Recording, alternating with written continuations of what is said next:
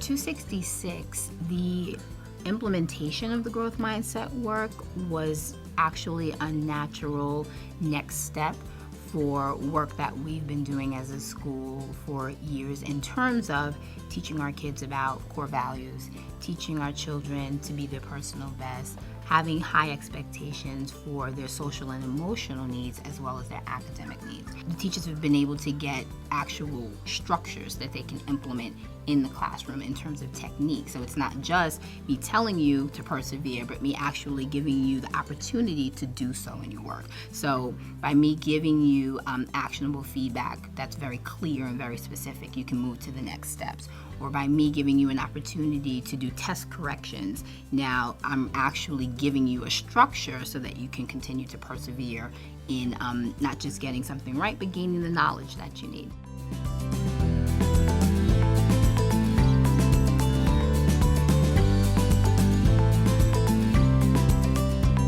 Today we're going to be looking at a peer feedback graphic organizer, and at your tables with your groups, you're going to be working on giving each other peer feedback, written first, and then verbally you're going to give that peer feedback with your facilitator. Something that I wanted to build in my classroom culture would be risk-taking. And I felt that using peer feedback would really help my kids take those academic risks, feel, unafraid to make mistakes, and then just grow from them. So that language in my classroom has really helped my students to make those mistakes and then move past it without feeling afraid of other students' judgment or, any bullying in my classroom, really. I like how you use the transitional phrases you already have. Like, first of all, the next reason, and finally, but again, like Nathaniel said, you could add some more. You also had strong evidence. I think maybe you could add higher vocabulary. So in the beginning of the school year, we start with task cards that have the same prompts, and I give different scenarios and I have the kids play around with them. Along with peer feedback, my kids use math talk and text talk, and it eventually helps them, work in a Socratic seminar and just work respectfully with one another. And the main point is having that respectful talk allows for richer conversation in the classroom. What it's like to receive peer feedback, the feeling for me is it feels very helpful. It's like you getting something that will help you in tremendous amounts. Sometimes people say, well, you need to do this, that's wrong. That's not how we use peer feedback. We say, I respectfully disagree. We say it in a respectful way and not in a way that would make somebody feel hurt. So something that I've seen is, a student will make a mistake in math, and another student will jump in and say, listen, I see where you went here, but this is the step that you missed. Maybe if you do this strategy or you use this strategy, this can help you in getting the correct answer. I found that peer feedback has really helped their writing process and has really helped their mathematical thinking.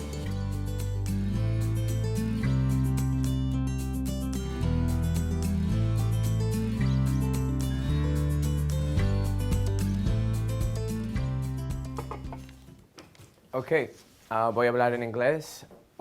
Today we're gonna you guys will create your own AR verb libritos to present information to an audience of listeners about various activities and topics. Okay, we have practice with AR verbs. For this lesson, I don't expect everyone to be experts at this yet. However, with practice, we'll strengthen our brains, all right? So I came to the United States not knowing English. So taking chances and taking risks in the classroom for me as a student sometimes it can be discouraging because students can make fun or teachers don't understand you, and then they just skip to the other student. Knowing that, I wanted to create an environment where it is like risk-free, where students can learn from their mistakes. Muy bien. Un aplauso para Hamachu. Pero voy a hablar en inglés. However, we don't cut the stem. That's a good mistake, Hamachu, okay? It's okay. Think of the song, right? Oh, sí. No importa. We dropped the stem. Right. So you You drop the N. You cut, drop, up, wait. Okay, you had an aha mistake moment. What is it? You keep the stem. Muy bien. In order for my students to be immersed in the language and for them to know Spanish, I have to create this environment where it's okay to make mistakes, where it's okay for them to just express what they have on a piece of paper and express their opinions. If your skills are not challenged by this assignment, I would like you to use conjunction words to join words, phrases, and clauses to create compound sentences, okay? I want you to explore and really, really make mistakes, because this is how we learn, right? Sometimes learning, we first have to attempt it, and if we fail, it's okay. That's all right, right? Because that's how we learn. And then we persevere. Habla. Good, habla. And then finish your sentence. He. Speaks or talks. Y. Okay, but then continue it, right? El habla. Now go search the dictionary maybe, but use other domain-specific vocabulary words. But now you understand what you did. I had to drop the last two words and add the way that it's used. Right. In this case, it's Right. Excellent. I feel like the teacher's trying to push us. They're always trying to make us one step better, or maybe even 2 steps better. Or they're trying to keep push us, and they want to get us out of our comfort zone, so then we don't feel like, oh, this is all really easy. Like, I'm awesome at this, I'm perfect. If you're in your comfort zone, you just stay in there. You're not really pushing yourself, and you don't really know what's beyond your abilities. But when you get pushed, you know what's beyond your abilities. You know that you can keep on going, and you don't know where to stop, so you just keep on improving and improving, so you get better and better. Since I started using growth mindset and framing all the growth mindset components in my classroom, I've seen a tremendous change. I've seen how they progressed and how student work is definitely improved.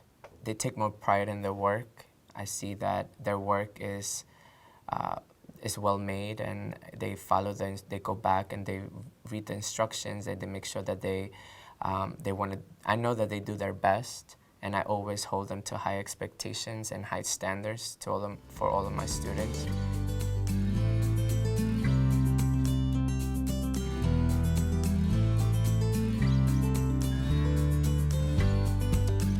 So we're going to continue our work on revisions. We did the first part of it last week, and now you're going to do the second part of it today.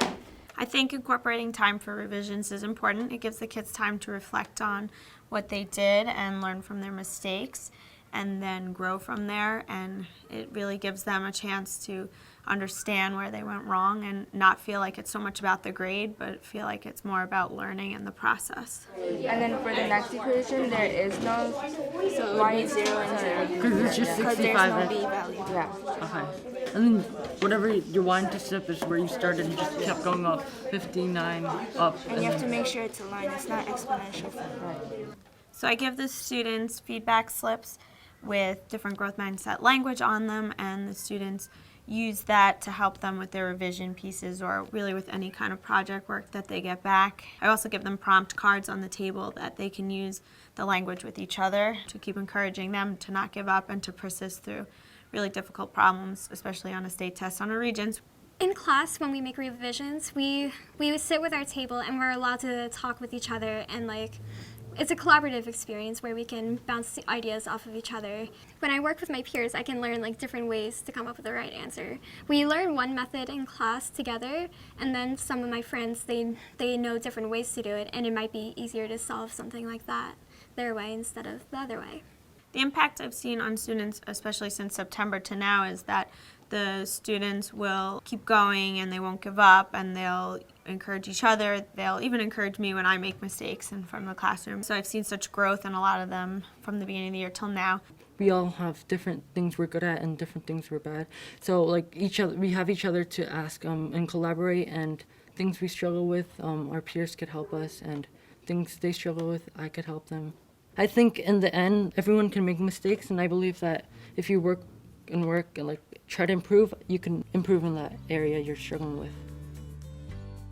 Growth mindsets taught us all, including teachers, to see other aspects of intelligence and not to take, for granted what a child is capable of. One of the most exciting parts of the growth mindset in our building is actually seeing some of the old stereotyping and some of the old ways that we kind of label children as far as their capabilities is being erased. And we're seeing some great opportunities for students to show that they are really incredibly intelligent and capable of amazing things if we give them the right curriculum and opportunity in the classroom to do that kind of work.